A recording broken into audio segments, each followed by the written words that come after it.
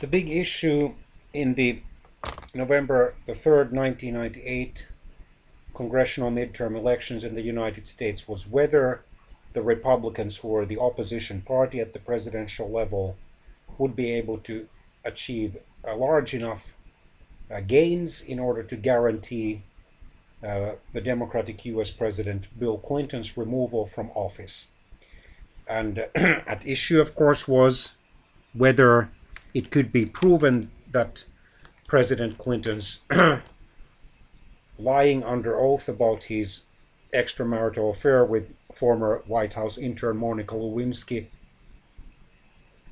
and his reluctance to give information about their affair to the special independent prosecutor Kenneth Starr and his team would amount, and then eventually to the leading congressional Republicans, such as a chairman of the House of Representatives Judiciary Committee, Henry Hyde, would amount to high crimes and misdemeanors and therefore grounds for impeachment. In September 1998, the United States Congress had voted to release the Starr report, which detailed the extramarital affair that Monica Lewinsky and Bill Clinton had had from the fall of 1995 until the spring of 1997, so for about 1.5 years. Clinton had, in August 1998, reluctantly admitted to a grand jury that he had had an inappropriate intimate relationship with Monica Lewinsky, but still claimed that the relationship, since it did not include sexual intercourse, was not, in the full sense of the word, a sexual relationship.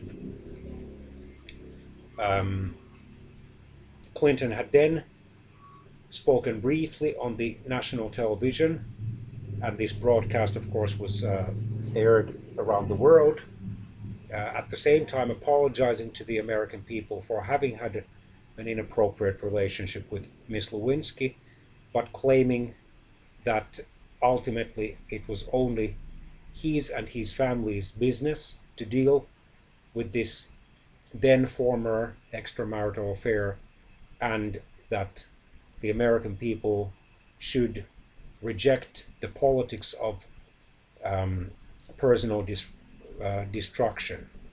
He emphasized his desire to still serve the American people during his remaining over 2 years in office.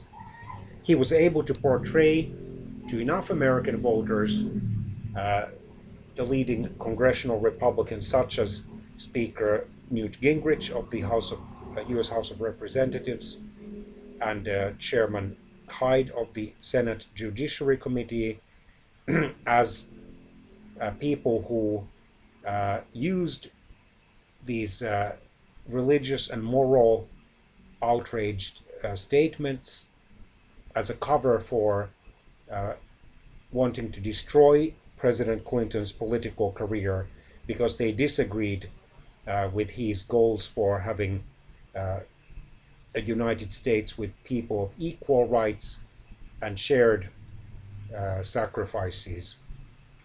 Clinton, still in 2004, when he published his autobiography, My Life, claimed that while he had an inappropriate relationship with Monica Lewinsky, ultimately the fight to impeach him was about fundamental disagreements about the direction that the United States should take.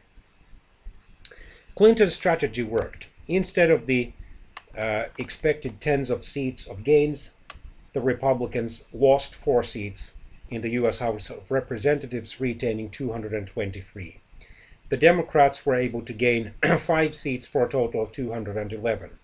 In terms of the popular vote, the two main political parties of the United States were very close, the Republicans taking 48.4% of the vote compared to the Democrats' 47.3%. One independent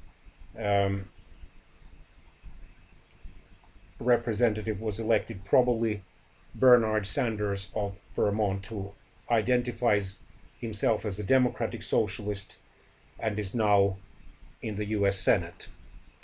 The independents took 0.6% of the vote.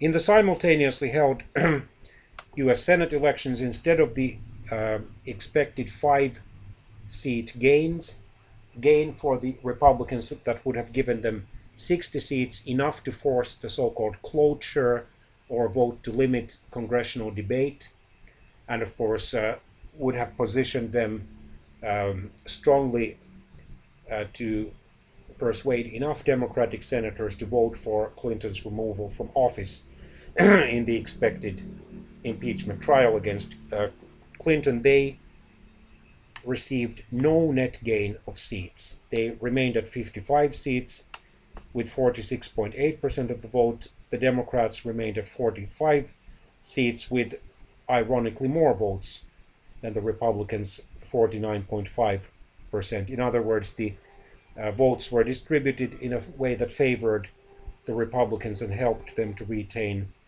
their majority. A total of 34 Senate seats were up in these elections.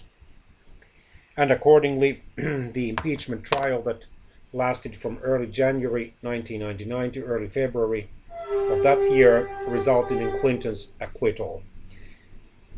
The perjury charge failed by a vote of 45 in favor and to 55 against, while the obstruction of justice charge failed by a vote of 50 in favor to 50 against. Since all the 100 senators were present for the vote, either one of these two articles of impeachment would have needed a minimum of 67 votes in order to pass.